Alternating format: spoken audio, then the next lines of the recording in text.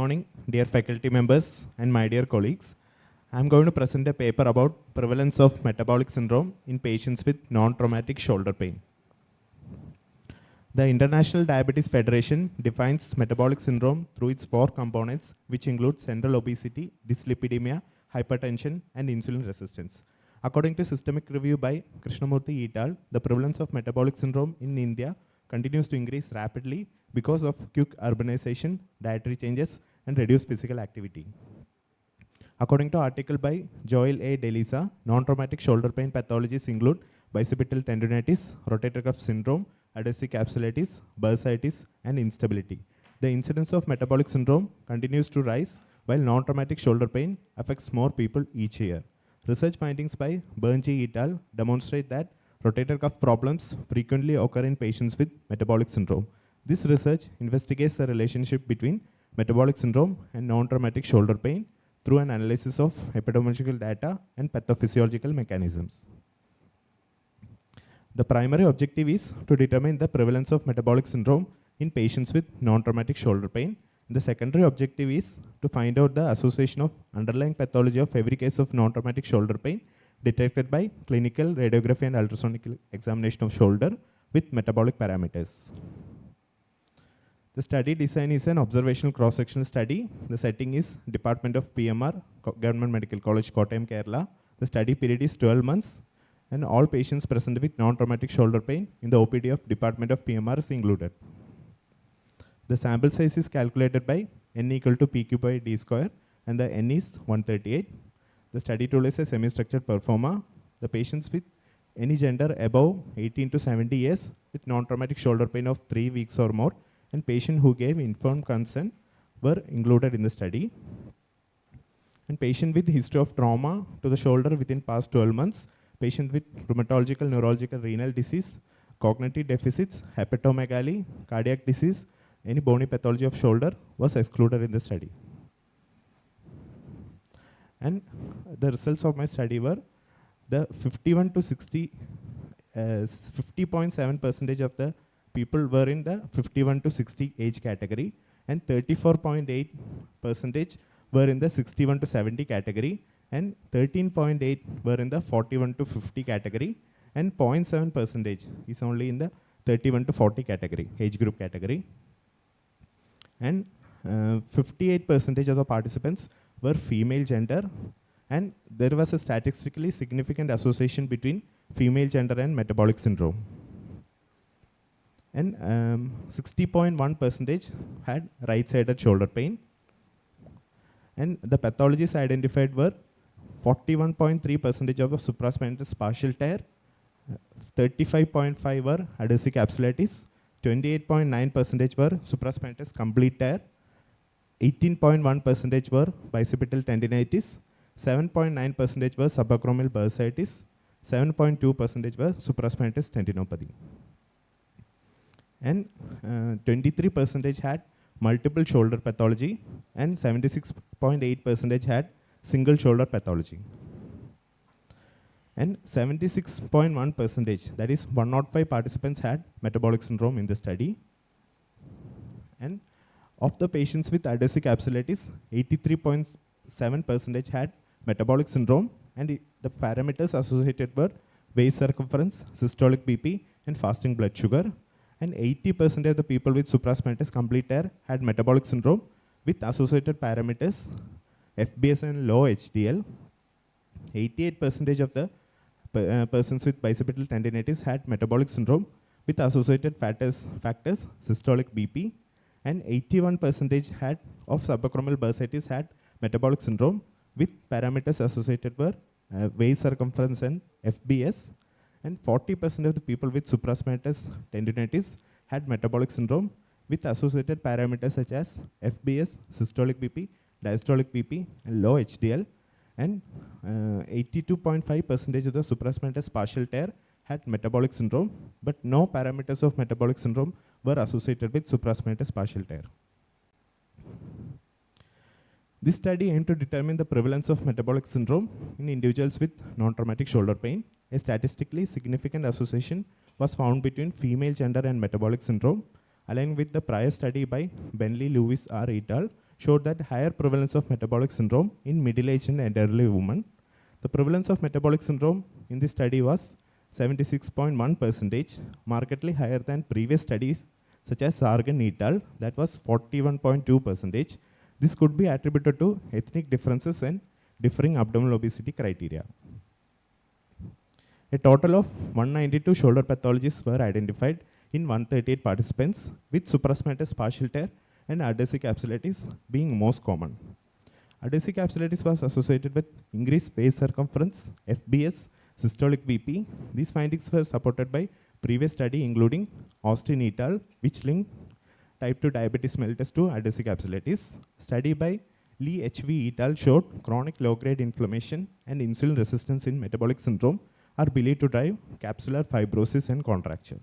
Study by Owing Y et al. Showed increased waist circumference, a key feature of metabolic syndrome, contributes to systemic inflammation, further exacerbating the condition. Supraspinatus complete tear was associated with FBS and low HDL. Study by Ranger TA et al. And SCO A et al. Showed hyperglycemia can impair collagen synthesis and extracellular matrix remodeling, while low HDL are linked to poor tissue repair and increased oxidative stress, both contributing to tendon degeneration. Supraspinatus tendinitis had strongest association, significantly linked with FBS, systolic and diastolic BP, and low HDL. Previous study by James M.A. et al. Have shown link between hypertension and tendinitis, mainly attributing to tendon hypoxia and reduced microvascular perfusion. Bicipital tendinitis was associated with elevated systolic BP. Another study by Miller N.A. et al. Have showed hypertension may lead to microvascular changes and oxidative stress within the tendons, promoting tendon degeneration and pain. Subacromial bursitis was associated with waist circumference and FBS. A study by Abate M. et al.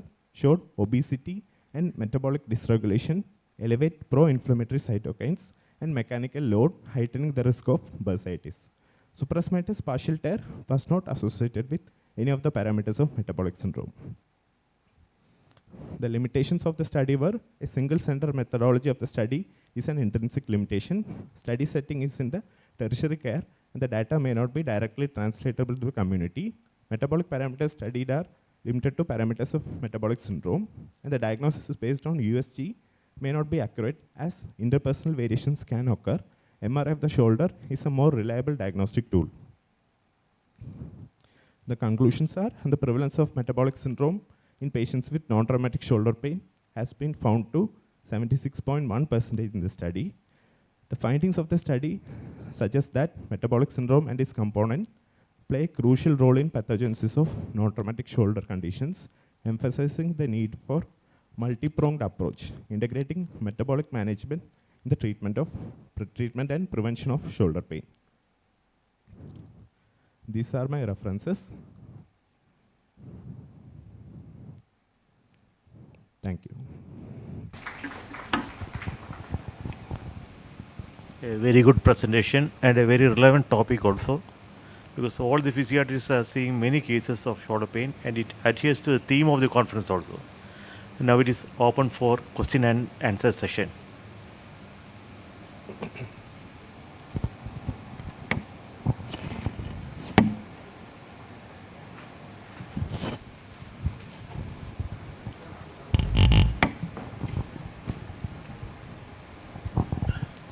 So nice topic you have selected. And you said regarding the various pathophysiological mechanisms by which how the fibrosis is developing and all. But why the shoulder alone is affected? Is there any literature behind that? Did you search for it? Because the fibroblastic changes in response to insulin resistance, insulin hyperpresence is applicable for all the joints. Why the shoulder? Because it's more you have to search for it, because it is, I think it is an enigma, and Matthew sir can contribute.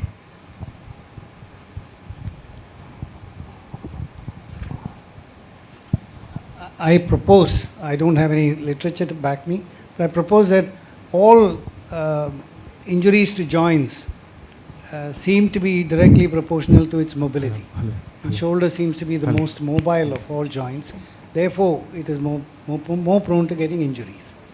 So if you look at this paper, I think more than 80% of the problems relate to supraspinatus tendon. That's what you said. Yes. And I think even adhesive capsulitis is triggered off by supraspinatus injuries.